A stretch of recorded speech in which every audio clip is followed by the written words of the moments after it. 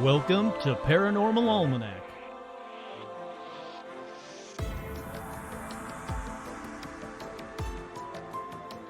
With your host, Kurt Sandvig.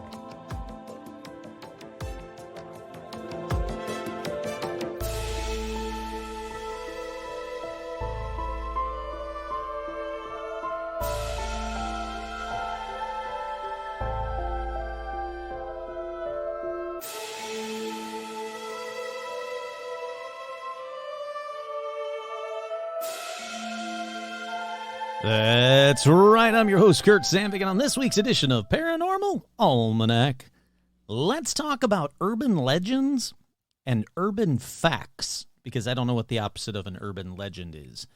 But first, as always, we have shout-outs. Head on over to patreon.com/paranormalalmanac for more Paranormal Almanac episodes and things and fun stuff. Now, there is supposed to be an episode out for the patrons, but it got postponed. So I'm gonna. It's an interview. I don't want to tell too much about it. I was supposed to do an interview episode this week, but it got postponed. As soon as I can do it, I will do it, and then I'll get it out to the patrons. My plan is, and I'm just toying with this idea. So patrons, if you're listening, tell me what you think about this plan. Would you like it if you guys got? Hold on a second. Rum needs to come up and say hi. Come on up. There we go. Hi, Rum. Would you guys like it? Patrons, would you like it if I released the episodes, all regular episodes, to the patrons 24 hours in advance of the regular, release? Does that make sense? Am I making sense here? So basically, every new episode, I would put it out for the patrons on Patreon for 24 hours, and then I would release it to the public. So patrons, let me know what you think. If there are a bunch of you guys like, yeah, we want it first, then guess what? You'll get it first. If you go, nah, I can wait a day, then I'll just keep doing it as I'm doing it. Just trying to think of like more fun things, for the patrons. Anyhow, shout outs to the patrons begins now. Shout outs to Cobalt Slayer 42, Lori, Alicia, Rebecca, Esteban. Oh, he did change it. And Stephen Share, Jane Ann, Jennifer, Heather G, Zuzus, What's It, Paula, Nico Share and the Mouse, Paul, Mark, Tortuga, Hannah Boo, Mike from Jersey, Jay Bizzle, Andy, Tracy, Virginia, Tony, Jason, Vicky, Crow, Clay, Buzz, Louita Works, Glacier Maine, Isabel, Jen, Stacy, Amber, Tracy, Kelly, Joe, Menace the Beast, Kick-Ass Magic Robot Webcomic, Sandy, Paige, Couch, Bentman, 666, Andrew, Scott, Andrea, Melody, Vicky, Vanessa, Marisol, Liam, Roger, Alicia, Becca, Jake and the Beasties, Elizabeth, Voidtech, Sherry, Art Muffin, Trudy, Tim, Kenneth, Ricardo, Ian, Alexandra, Seth, Zozo the Demon, Hayden, Cindy, Ashley, Carrie, Robin, Will, Lauren, Russell, April, Isabel, Audra, Dorian, Cindy, Bob, Stacy, Jerry, Lindsay, Jeff, Joe, I almost lost it there, Lawrence, the Lawrence Strawn, hey, howdy, hi, Veronica, Autumn, J. Mark Manning, Carolyn, Jade, Nanashi, Chuck, Todd, Jamie, and Elijah Hendrickson. Happy birthday to Elijah. Dan, Laura Pitts, Gamer Fan. And there was another one. There was one that I don't see right now. There was one that was like, totally not a skinwalker. I don't know what happened to that one, but I saw that come through. So I'm going to throw it in there anyway with two special shout-outs, as always, to Joe Teague and to Stitch. And just in case you guys skip all of that and you're waiting for me to go back to like talking like normal so you can skip ahead in the patrons, that's fine. You do you. It's your podcast. Well, it's my podcast, but you're listening to it. You can do whatever you want. But I do want to give another special, don't skip ahead, another special shout out in case you missed it. I mixed it in with the shout outs. A very special birthday week shout out to Paranormal Almanac's own Elijah. Happy birthday, Elijah. I hope you had a good one. Alrighty, before we continue on, I had to tell you why there was no episode last week. I know, you're all like, Kurt, where's all the episodes? We love you. We want you more. I know, I get it. I want you more too. But there was something that came up. Something that I bought in 2019 and 2020. Tickets for They Might Be Giants. And finally, after 3 long years of waiting, I got to see my favorite band again. I saw them in San Diego the first night. Torrential downpours. Phenomenal show. They're the best. Then I saw them the second night, still in San Diego. Not torrential downpours. Still, fantastic show. Then the next night, I saw them in Los Angeles at the Wiltern. Fantastic show. When we were given, the opportunity to spend, basically, if you ever get in the line for the Wiltern, if you ever come out to Los Angeles, you want to go to the Wiltern. It's a phenomenal venue to see bands. It's a portmanteau. It's on Wilshire and Western, so they just kind of pushed it together and made Wiltern. There's a fun fact for you. Anyhow, so when you're in line for it, it's kind of, grimy Los Angeles streets with crazy people on it and car accidents happening and stuff. So if you don't want to spend all day outside, you can, for $20 more, you can do VIP, and they'll bring you downstairs, and then you're in this nice, quiet, cozy little bar area where you can get yourself a drink, and they'll give you free mini muffins or mini cupcakes, which, by the way, I don't understand, why, how much smaller are cupcakes going to get? I mean, these cupcakes that they gave me were damn good, but they were so small that I could have ate 7 or 8 of these things to equal one mini cupcake. I mean, these things were fucking small. But anyhow, oops, I said I wasn't going to swear on this episode. I apologize. I'm already off to a bad start. I'm only 6 minutes in. I'm already swearing. But when they were bringing us downstairs, the woman that works there was bringing us downstairs. I said, hey, I've always wanted to do an episode about the Wiltern because it's haunted. And she goes, oh, my God, it's haunted as crap. And I was like, oh, ding, ding, ding, ding. I'm like, here's my card. I want to hear stories. So fingers crossed, she'll actually reach out to me and I can actually, hear her stories of the ghosts. Or even more fingers crossed, cross all your fingers, I can actually do an episode at the Wiltern. Like during the day when they don't have a show going on or on a down day or whatever, I would love to do a few episodes from haunted theaters in Los Angeles. I'm just putting that out there. Hopefully I can make it happen where I can do a series of episodes about the haunted theaters from the haunted theaters out here in Los Angeles. I think that'd be a lot of fun.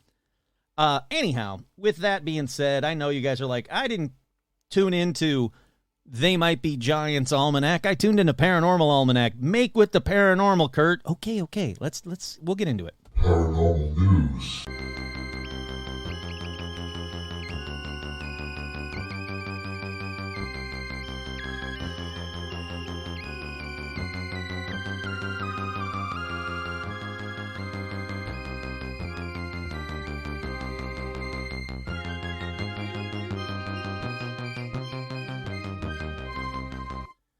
Alrighty, in the first well-played story of paranormal news, the first story is murder suspect causes stir by claiming dead husband also present in court. This one happened in Saramban, sure. A former lecturer charged with the murder of her husband caused a stir when she told High Court Judge Rohani Ismail that the deceased was present and would like to address the court on Wednesday, April 19th. Lao Sekyan, 56, who had pleaded not guilty to murdering 55-year-old Po Sang Hyep, then addressed the court in English and said that she would be speaking on his behalf. Good morning, everyone. I, Lao Sekyan, have been accused of murdering Po Sang Hyep. As his wife, Po Sang Hyep would hereby wish to explain that he, was not murdered. It was Ajal. Death was fated. Mr. Po was not murdered, she said. The judge then told the accused that the trial had not started and that the relevant documents had only been handed over to her defense team earlier in the day. She went on to say that the court would hear the testimonies from the witnesses and the accused will have her day in court. So I guess it really didn't work. But good try, though. Good try at all. Let's see. She continued to talk, because that's what you want to do, claiming that she was innocent. Po Sang Hyep was not murdered. It was Ajal, which, again, means his death was fated. That's a terrible term. Let's see. Po Sang Hyep is speaking. You have to understand that my wife did not kill me. I am Po Sang Hyep here. Why don't you listen to me that my wife did not kill me? I was fated to die. Again, good on you. Why the hell not try something like that? Nope, keeps going. The trial was fixed. He said, all right, we're going to go to trial on March 3rd to the 7th. And she again interrupted the judge, saying, you have to be fair to us, please. Po was not murdered. It was Ajal. Then she said something else. Anyhow, yeah, so good try. Maybe don't interrupt the judge so many times. But, good try. If it works, like I said, if you're going to jail anyway, might as well throw some stuff out in the wall, see if it sticks. Alrighty, up next in paranormal news. This story comes from Istanbul, not Constantinople. It was Istanbul, not Constantinople. Do. It's basically the They Might Be Giants section of paranormal news. I had to add it because, Istanbul was Constantinople. Now it's Istanbul, not Constantinople. A massive black cloud cast Istanbul into total darkness for a full 5 minutes. That's right. Residents of Istanbul were understandably left unsettled when a massive black cloud swept over the Turkish city and cast it in total darkness for 5 minutes. The weird weather event, which reportedly happened on Tuesday afternoon, was photographed and captured on video by tons of people. All right, so it's got video, so let's watch it. Let's see what happens. I'm going to guess it gets dark. Hey, look at that. It's getting dark. Oh, my God, it got dark quick. If they didn't speed this up, that's crazy. No, it's sped up. It's got to be sped up. I mean, that's dark. That's nighttime. They went from overcast to dark. Oh, and then back to overcast pretty quick. All right, it's definitely a sped up video. It did not happen in 27 seconds. Had it happened this quickly, I'd be like, yeah, y'all gonna die. But, yep, that's freaky. All right, cool. Moving on.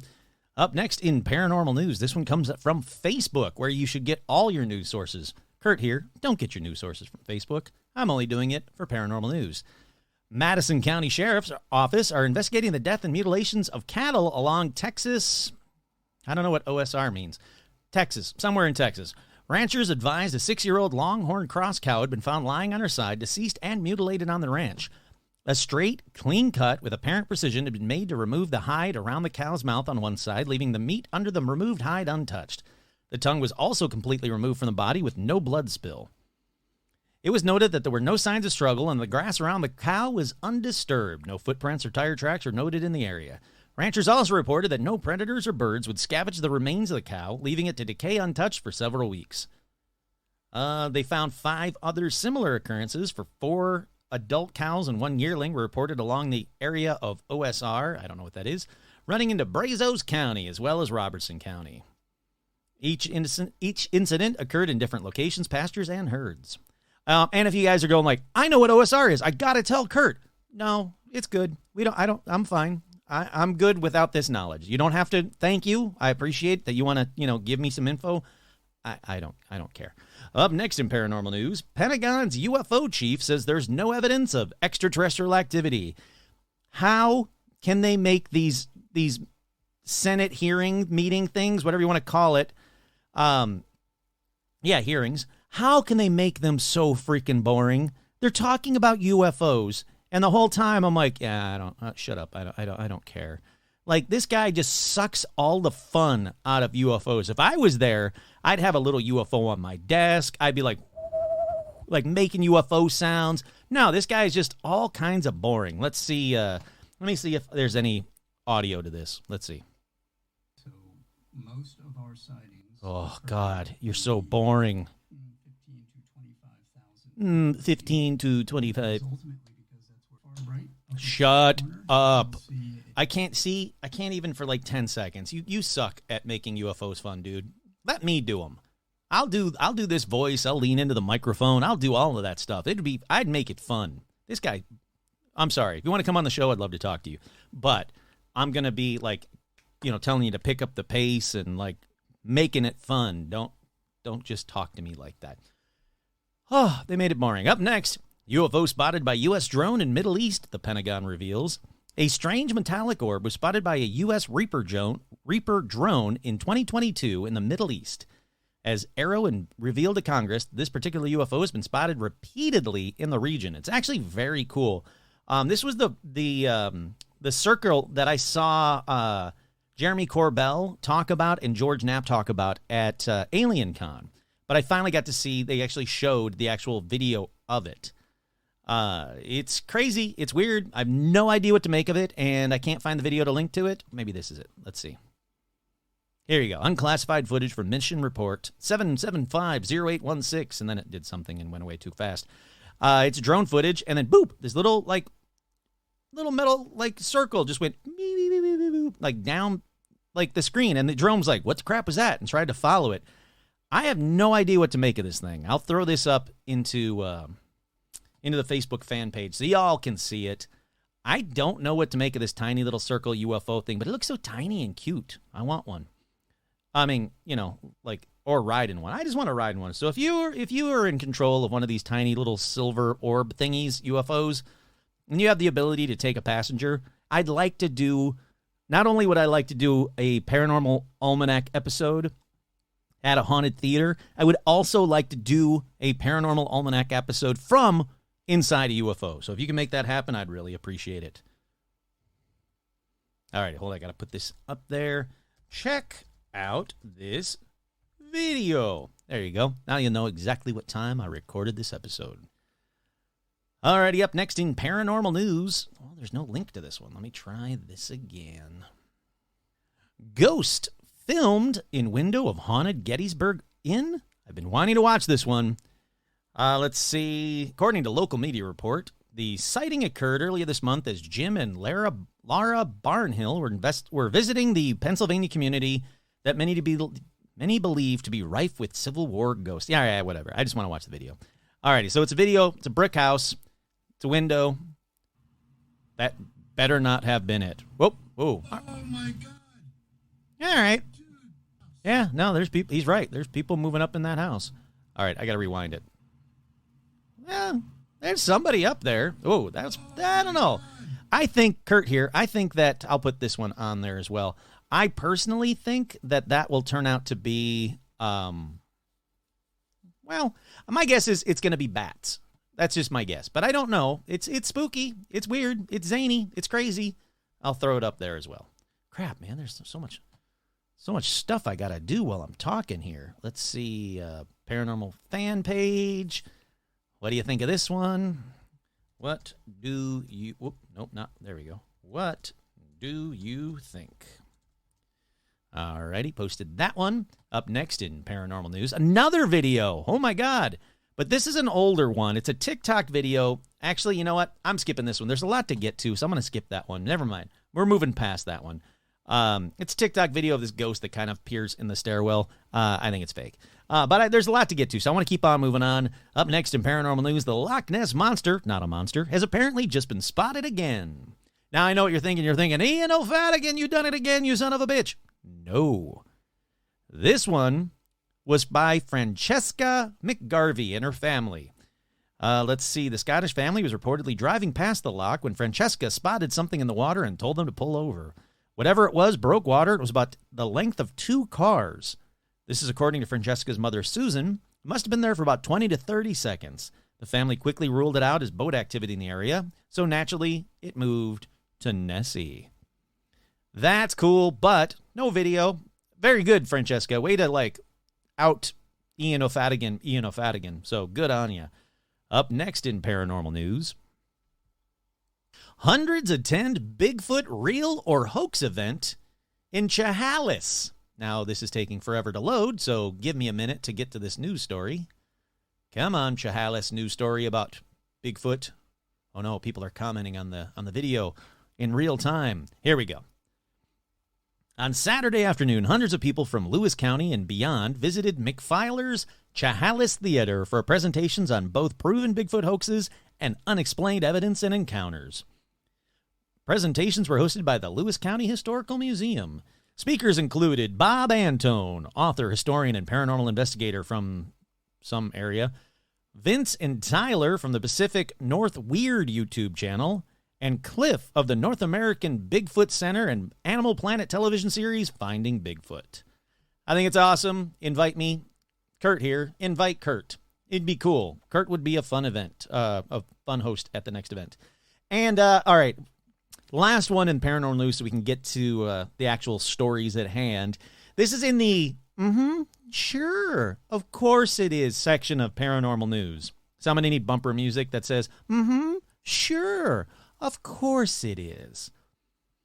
Makers of Exorcism movie say you're dicing with the devil if you have massage or tattoos. The fuck does dicing, oops, I swore again. What does dicing with the devil mean? But let's get to the story. The makers of a church-backed I got to start this one over because I already started laughing. Take two. The makers of a church-backed exorcism movie reckon folks are dicing with the devil if they indulge in massage, tattoos, and yoga. Carrie Solomon and Chuck Konzelman, co-writers of the new horror film Nefarious, believe doing the downward dog could lead to a possession, and they reckon getting inking can lead to damnation. Look, there is nothing better than going to a yoga class and having a smoking hot woman doing downward dog in front of you. It doesn't lead to a possession. I'm going to tell you that. Didn't happen to me. And, yeah, if you get ink, sure, that'll lead to damnation because, you know, that's cool. If you get up there and God's like, I'm sorry, do you have a tattoo of the Beatles on? You can't come into heaven. Fuck that noise. Oops, crap that noise. All right, their movie about a Satan-infested prisoner awaiting execution has been sanctioned by top exorcist father Carlos Martins as the, quote, the best movie portraying demonic possession ever produced. The makers say seemingly innocent activities such as Reiki massage, yoga, and getting, quote, pagan tattoos may indicate someone is dancing with the devil. Finally, this freaking article actually says dancing and not dicing with the devil. Solomon says, the film lets everyone know there's good and evil. This demon is telling the story, the truth, on not only creation and God, but from their point of view, how they're going to destroy the world and how they're doing it. And the thing is all based on fact. Sure, of course it is. What we need to realize is that people today are doing Ouija boards, tarot cards, Reiki, yoga, getting pagan tattoos. All of these are ways that people are getting infested. If you play with the devil, he will come. All the world is surrounded by the occult, especially on TV and in the movie theaters. So it's a perfect time for this to show the wickedness and the evil of the devil. I don't know about you guys, but I seriously want to go out and get a tattoo while doing downward dog and someone's giving me a Reiki massage. I want to blow this dude's mind. Let's see. This movie is saying don't play with the devil. If you dance with the devil, you're going to lose. The makers said the film was not a conventional horror with no sex or bad language. Oh, thank goodness. And its sinister poster was a Trojan horse designed to lure in audiences of non-believers. But they admitted it seemed cursed throughout its production, including the near death of the priest advising them on the exorcisms. It's been a fight for us. The whole crew caught COVID, and we had to start the movie all over again. We had 8 car accidents a matter of 11 or 12 days. No one was hurt, but all the cars were totaled. So you see, the devil tries to kill people, and the Lord protects them. At our office in Burbank, California, the whole roof was ripped off during a rainstorm. That doesn't happen in rainstorms. You know where it also doesn't happen? In fucking Burbank. Because that would have been all over the news. Burbank's small. I would have heard like a whole roof was just ripped off during this rainstorm, Kurt. And I would have been like, really? That's cool. I got to go see this. Didn't happen. I'm calling bullshit on everything you said. Yeah, the whole crew caught COVID? Yeah, I'm sure you guys did. Because you guys are all afraid of downward dog. 8 car accidents in a matter of 11 or 12 days? Okay. Whoever was driving sucks at driving. Of course, as you all know, of course, as people say, well, Kurt, the devil's in you, so, you diced with the devil, and you lost. All right, let's take a quick break. We'll be right back.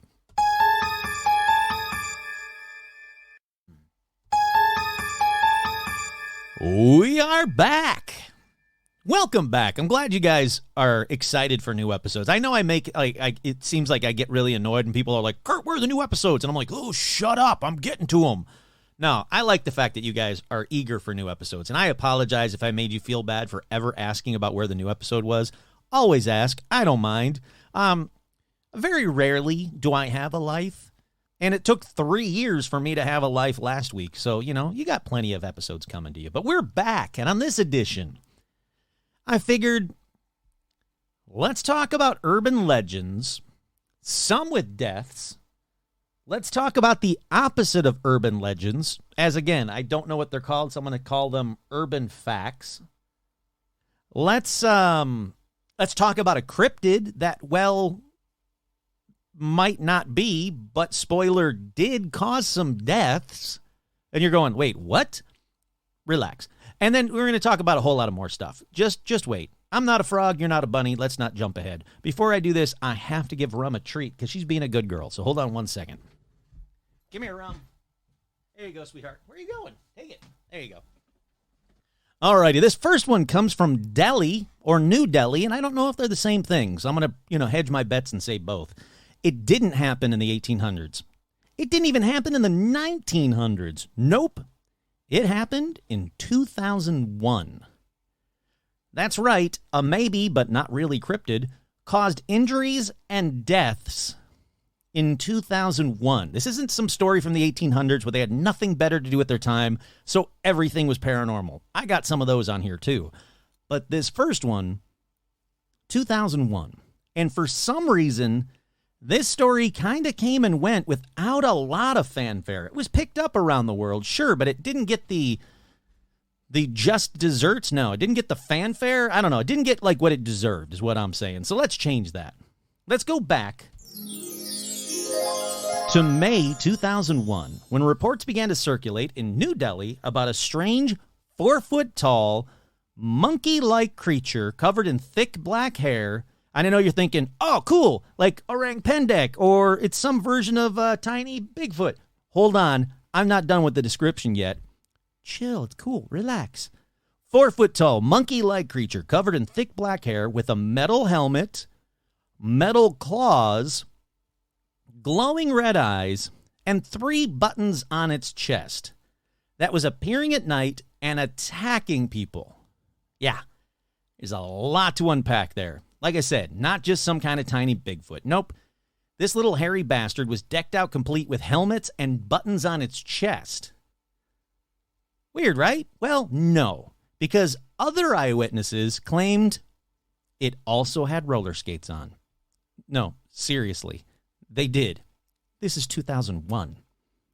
They said, oh, yeah, all that other stuff? Yeah, he's right. 4 foot tall, looking like a monkey. He's got a metal helmet, metal claws, glowing red eyes, 3 buttons on his chest, but had roller skates on. Seriously. Then, eyewitness reports started changing even more, making the monkey man huge, like 8 feet tall, and ripped, saying it would leap from building to building. And there wasn't just 1 or 2 sightings. No. There were over 350 sightings of this thing. People were freaking the F out. Cut to mid-December 2001. All right, let's see what was happening in the world. Well, America was still reeling from the September 11th attacks. Ocean 11 was in the theaters, and, a bunch of horrible shit was happening around the world. I tried to find some interesting tidbits of things that happened, but they kept getting more and more depressing. But let me, here we go. December 2001, news and events. Terrorist bombings killed 25 in Israel. Israel attacks Palestine. Interim Afghan government formed. Taliban surrenders. German chancellor strengthens coalition. Moroccan-born Frenchmen are charged in terrorist attacks. Milosevic charged with genocide. Palestinians killed 10 Israelis. Let's see. Russian accepts Bush treaty. Gunmen attack New Delhi government. A lot of bad crap happened in December of 2001. The reason I say that, like I said, there was a lot going on in the world. World's going like hell in a handbasket. But over in New Delhi, they also were dealing with a lot of crap. They were dealing with rolling blackouts that was actually absolutely causing havoc. People couldn't have air conditioning. They couldn't have their fans on. It was smoking hot. They were, like freaking out because it was nice. It was not nice and dark. It was dark as crap in these tiny little areas down these tiny streets. So people were like sleeping on their roofs and stuff, trying to get some kind of relief from the heat. Basically, it was just causing a nightmare. And then, the monkey man was seen again. But this time, he was taking lives. All right, as more and more reports started to come into the local media station, the number of eyewitness descriptions started to become even crazier. From, the monkey man was attacking and slashing people's faces with Freddy Krueger-like claws. Or, someone wearing a leather jacket, donning a motorbiker helmet, slashing people. Just walking up, just slashing them and walking away. So the police set up a reporting hotline to try and figure out, like just what the hell was happening, basically. And they offered 50,000 rupees for reliable information that could lead to the capture of the Monkey Man. More and more people were still seeing the Monkey Man leaping from rooftop to rooftop. So, they decided to do that whole angry mob thing.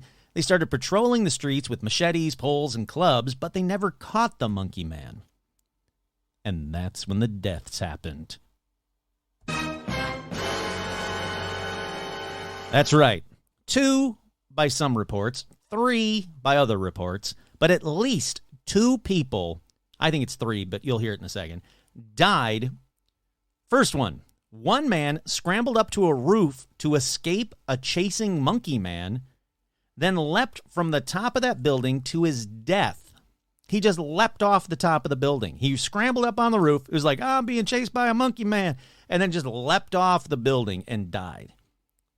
2, a pregnant woman was running away from the Monkey Man. She fell down a stairwell, dying, all because of panic caused by Monkey Man reports. Then, a third man also fell off a rooftop, running in fear when he heard another man nearby panicking and shrieking in the darkness that something had pulled on his sheets as he tried to sleep. That was it. He just heard in the dark like, oh my God, something pulled on my sheets. I'm trying to sleep over here. He freaks out, gets up on the rooftop, starts running, falls off, boom, dies. That's right. Hysteria led to people falling and dying from the Monkey Man. When that happened, people started saying, holy crap, now the Monkey Man is killing people and throwing them off rooftops. And even more people started being afraid and panicking and hurting themselves. That said, oh my God, now people are getting hurt down below by the Monkey Man. And even more people started panicking and getting hurt because of the Monkey Man. Remember, the Monkey Man does not exist. All right, so at one point, exasperated police even issued artist impression drawings in an attempt to capture the creature. A report in the Washington Post at the time claimed that, quote, a van driver was chased by a mob. They believed him to be the Monkey Man. He was dragged out of his vehicle and severely beaten. He was hospitalized with multiple fractures. That's right. Just because some dude was kind of hairy and short, they were like, that Monkey Man's driving that van. Let's get him. And then beat the crap out of some dude.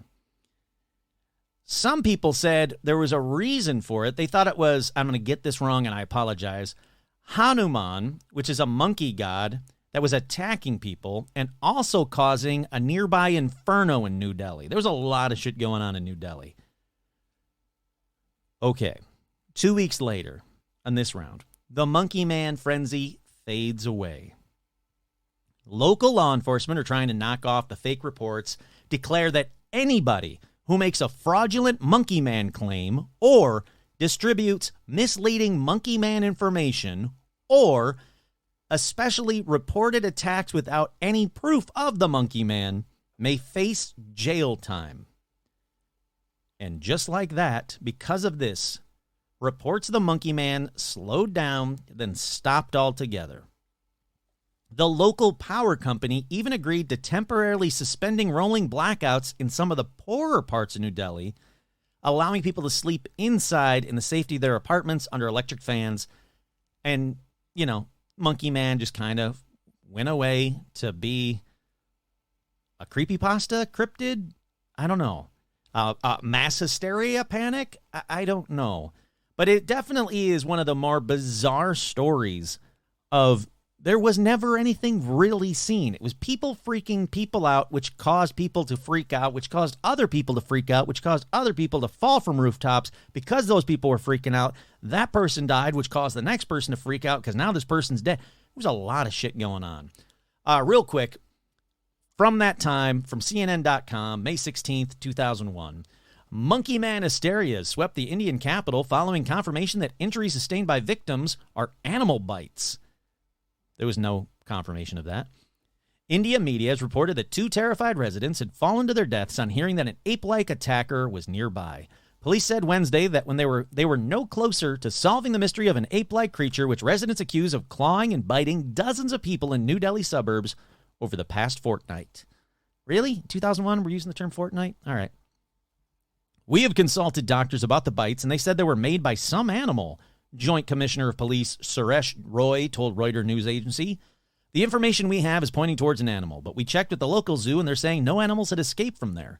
Reports, including hoax calls, were so prolific that police ran short of vehicles following up on complaints. Police have blamed the panic on uneducated poor people, many of them superstitious and strong believers in the supernatural. Their fears may be exasperated by the sweltering heat and darkness due to electricity cuts.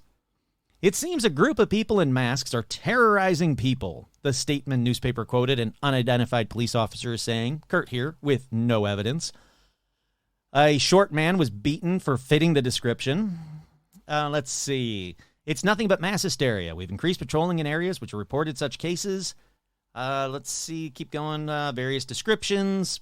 Woman fell down the staircase and died. The monkey has come is what she screamed right before she died. Let's see. The Indian Express quoted a resident of Noida as saying that a creature as small as a cat bit her fingers and 2 of her husband's teeth were knocked out by a metallic hand. It was a monkey, all right, about 4 foot tall, but as soon as I grabbed it, it turned itself into a cat with tawny, glowing eyes. Sure. Okay. Yeah. How freaking crazy is that? Let's see. Do I have another news article? Maybe I do. I don't know if I'll read it. Let me see. The Monkey Man in Delhi, a first-hand report on how rationalists stopped the mass mania. Nope, it's just an article about it, but that's fine. I don't want to read that. All righty, so off to a weird start, right? I guess, it's fine to believe in a monkey man that's 4 foot tall, wearing roller skates and a motorcycle jacket and helmet and all that jazz, and buttons on his chest.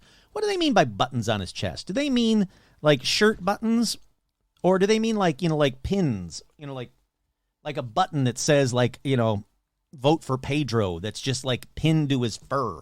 What do they mean by that? I need more information is what I'm saying. But, it's fine to believe in that. But if you start panicking and then, causing people to die, okay, calm down. Unless you personally have seen the Monkey Man, don't freak out about the Monkey Man. I don't know how many. Drink for every time. If you're playing the drinking game of drink every time Kurt says Monkey Man, good luck to you. And also Monkey Man. All right, so that's a weird one, right? But no one famous died, so it doesn't really matter. So let's keep going to one that I had never heard of. And then when I did hear of it, I went, well, that's dumb. And then I kept reading, and, well, now I'm convinced it's dumb. Maybe you guys have heard this one. How many people here, not in this room, but listening to this podcast, have heard about this one? It's called the White Lighter Curse, or myth, depending on, what you believe. But most people call it the White Lighter Curse. All right, first, look around you right now. Do you have a white disposable lighter near you? If so, throw it out the window now. Don't take the chance, people. All right, now, here we go. Several musicians died while in possession of a white disposable cigarette lighter. Who? Well, how about just the deaths of Jimi Hendrix, Janis Joplin, Jim Morrison, and Kurt Cobain? That's right. How about them? All of them died while in the possession of a white disposable cigarette lighter. That's right, I'm talking about the 27 Club. They had another thing in common. They all died because of white disposable lighters. I bet you all thought it was drug use. Well, no, sir, not at all. Okay, thankfully, I didn't have to do all the legwork on this one because it's a short myth. And in 2017, Snopes.com debunked this theory, noting that Bic didn't even begin producing white disposable lighters until 1973. Just in case you need this info, Janis Joplin and Jimi Hendrix died in 1970. Jim Morrison died in 1971. So, strike one, but some people note that Jim Morrison spent his last moments in France and could have been in possession of a Cricket lighter, not a Bic lighter, and they made white ones. I don't want to do the dun-dun-dun noise again. It's not that important. All right, here's the problem. No mention of any lighters was recorded in Jim's death or in Janis Joplin's autopsy report, and no lighter was mentioned in regards to Jimi Hendrix either. Oh, but what about Kurt? Kurt? Huh, Kurt? Don't you think we've forgotten about Kurt? Kurt? Well, take a drink every time I say Kurt. Well, Kurt Cobain, who hopefully you know was the frontman of Nirvana, did have an extensive autopsy and police photographs. And yes, 2 lighters, disposable lighters, can be seen in the police photographs, but neither of them were white. According to a set of photographs released by the Seattle Police Department in 2014, Kurt Cobain had 2 lighters in close proximity to him on the day of his death. Again, neither was white. One was a multicolored lighter discovered in his heroin kit, and another, a pink lighter, was found nearby. So, remember when I told you to throw that white lighter out the window? I'm sorry, okay? Please go back and get it. You know, don't just litter. Go back and go wherever it was. Just go find it. Yeah, there you go. Let's see. What's next? Well, here's an even quicker one. But this one is actually true. So this is an urban fact. On November 12th, 2001, American Airlines Flight 587. I'm going to repeat that. American Airlines Flight 587 crashed into the neighborhood of Bell Harbor on the Rockaway Peninsula of Queens, New York City. Or Queens, New York, actually. Shortly after takeoff, all 260 people aboard the plane, 251 passengers, 9 crew members, were killed, as well as 5 people on the ground. Well, that's all true, by the way.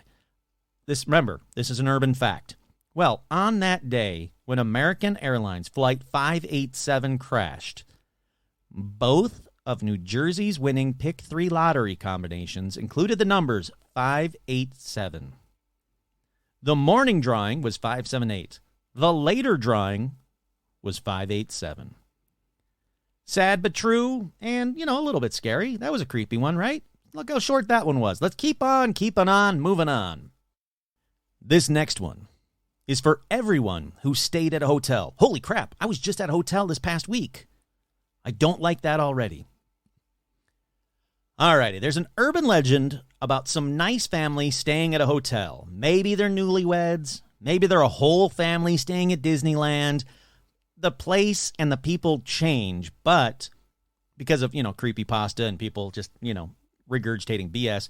But the urban legend part is always the same. They either walk into the hotel room and notice an odd smell, or they're sleeping and notice an odd smell in the room, getting worse and worse as they stay in the room over a week.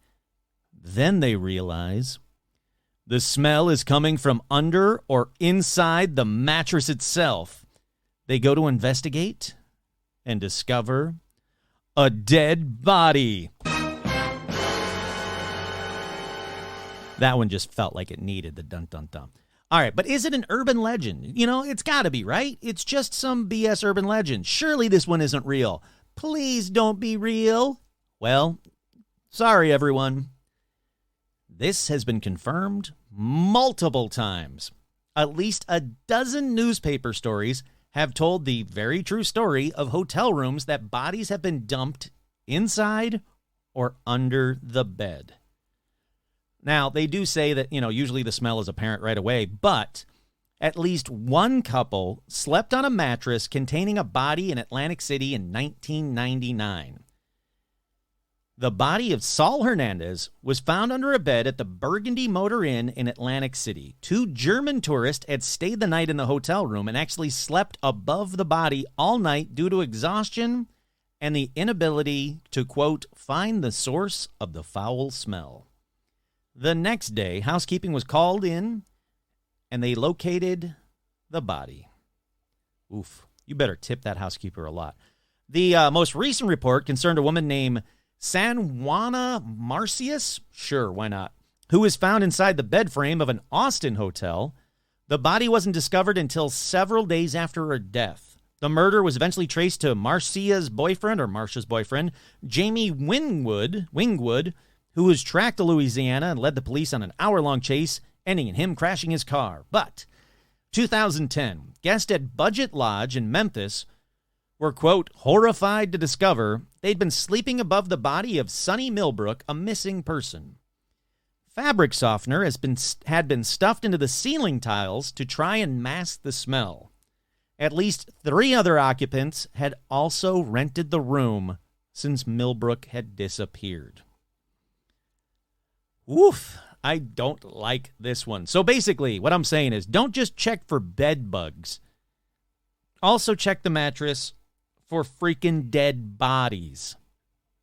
I don't like that one. I don't like, like hotel rooms are scary enough as it is. Are there someone like spying on me with peep cameras? There's someone who's going to get like the room key and like jimmy their way into my room while I'm trying to sleep? Or is it like dirty? Like, do I have to put a black light on and see all of the, the cum and blood stains, like pee stains everywhere? There's enough to worry about as is. Uh-oh. Limited space remaining. Hopefully I can get through this in time. Hopefully it doesn't end. We'll have to keep a closer eye on that. What I'm saying is I don't need dead bodies added to this one. It's freaky enough as is to stay in a hotel room, people. All right, this next one is, well, it's just weird, basically. Even though it's an urban legend, or an urban legend kind of sprang up around it, it's actually a true story. That's right, another urban fact. It's about people not understanding a new illness that was killing a bunch of people. And they're like, what's this new thing killing everybody? So they made up their own bullshit ways to stop the virus. Oh, God, Kurt's getting political. Yes, I am getting political. Political for 1892. So calm your tits and listen to this one. I'm not getting political. We go way back to 1892. The new killer was taking people out. In fact, it was the #1 killer in the U.S. at the time, and its name was tuberculosis, or, what they called it, consumption. Now, since I looked it up, I'm going to share the top 3 causes of death in 1892. Hold on. I need accompanying music to this one. What kind of music would I do? Screw it.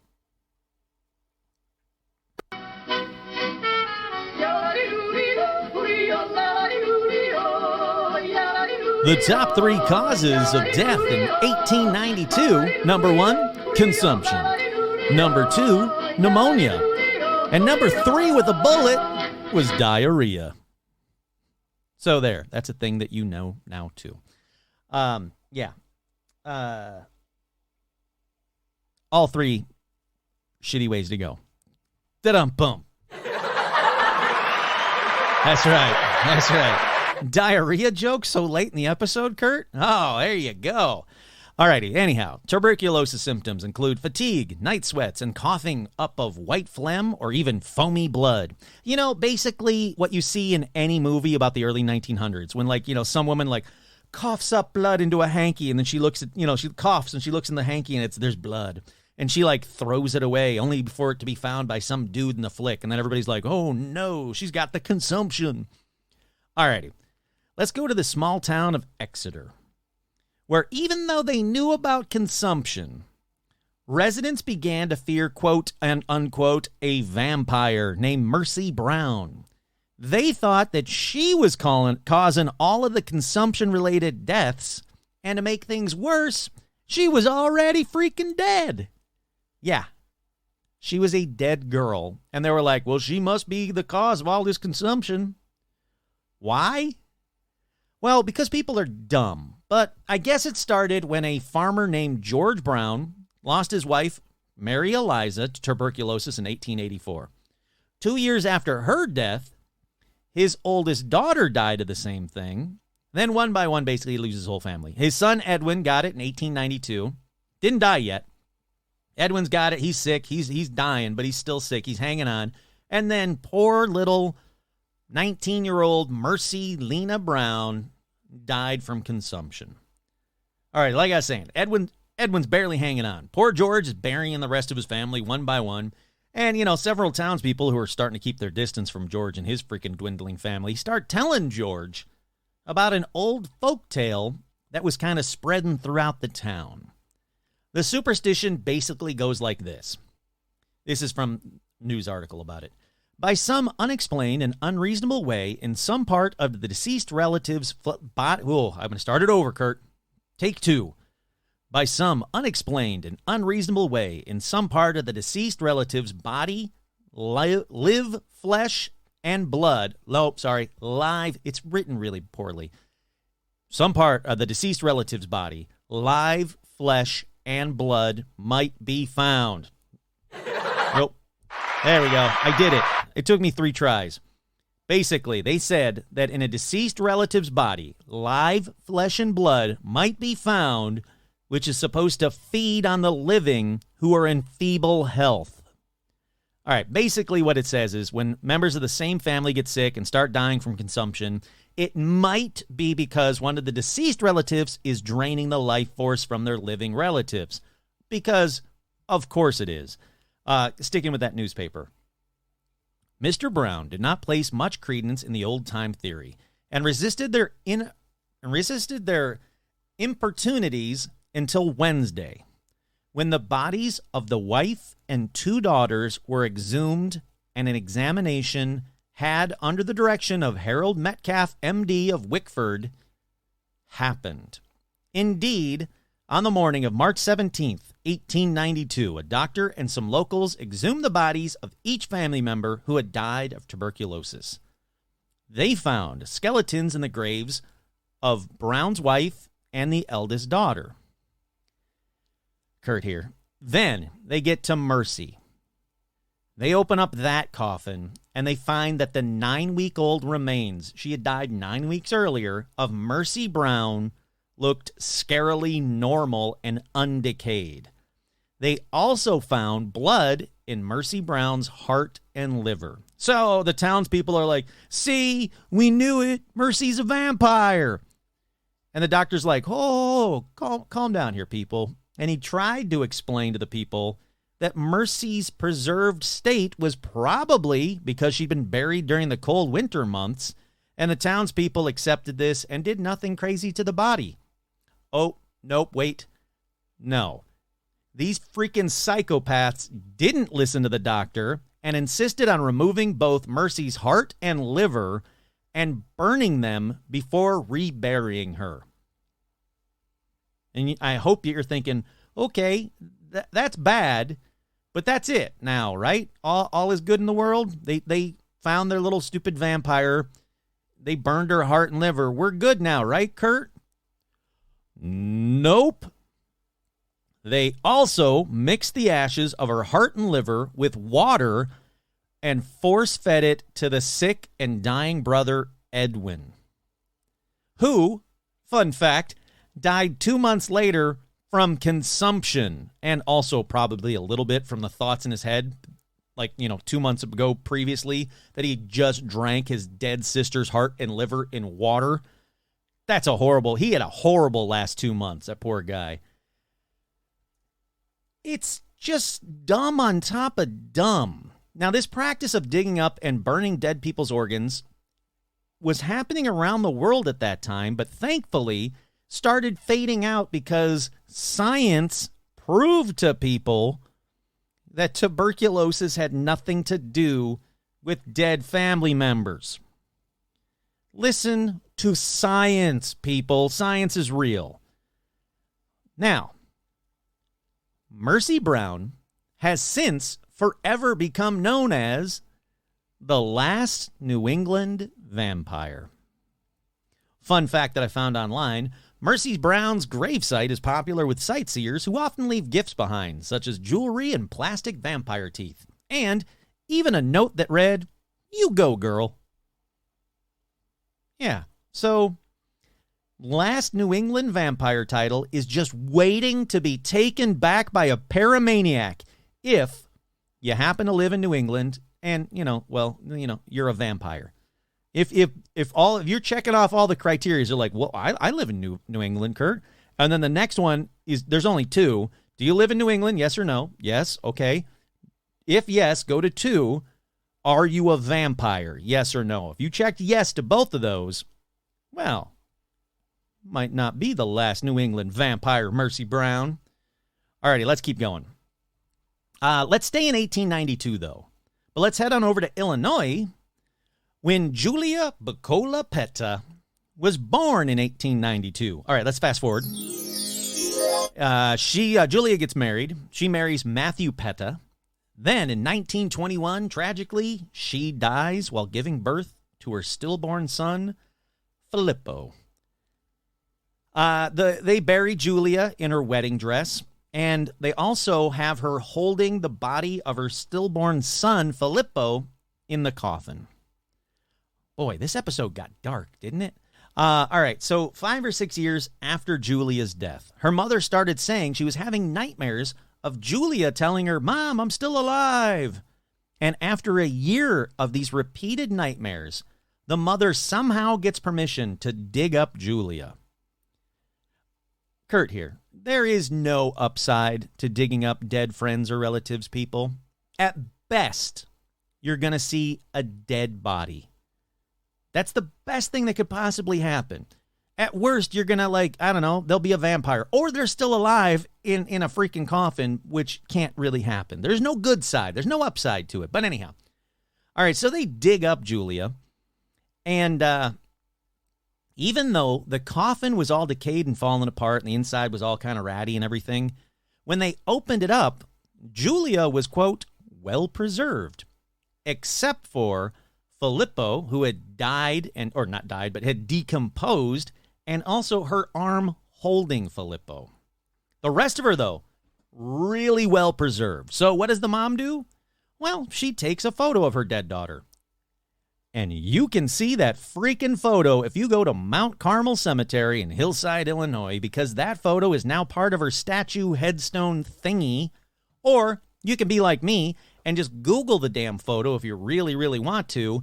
And it's a dead body in a coffin. I can't say that she's well preserved. Don't get me wrong. She doesn't look like a skeleton, but I don't know. I don't know what dead bodies are supposed to look like when you dig them up. Like I said, there's no upside to this deal. Don't do it, I guess, is what I'm saying. Why would you do that? And there's no word on if the mother was like, oh, whew, thank goodness. Glad I took that photo of her so I can remind myself that she's really dead and rotting in the ground. Like, she's better now? That's all the mom had to see? Like, that's bad on top of bad. All righty, so there you go. There's more. There's many, many more urban legends and urban facts. And I don't know if I'm the first person to use the term urban fact, but I like to think I am, because I am a trendsetter. As you know, I am the first para-influencer, so I got a lot going for me is what I'm saying. But hopefully, this episode was worth the wait. I hope you guys enjoyed this one. There's many, many more episodes. Like I said, there's a couple interview episodes coming up very, very soon that I can't wait for you guys to hear. Lots more Paranormal Almanac is on the horizon. But in the meantime, I hope you guys enjoyed the little break. I hope you re-listened to every one of my episodes, including that 9-hour-long 200th episode while I was on, taking the break. If not, anytime there's not a new episode, immediately when you want a new one, just go back and listen to all the old episodes is what I'm saying. And, there you go. You should be fine. All right. With that, once again, I'm your host, Kurt Samvig, and this has been another edition of Paranormal Almanac.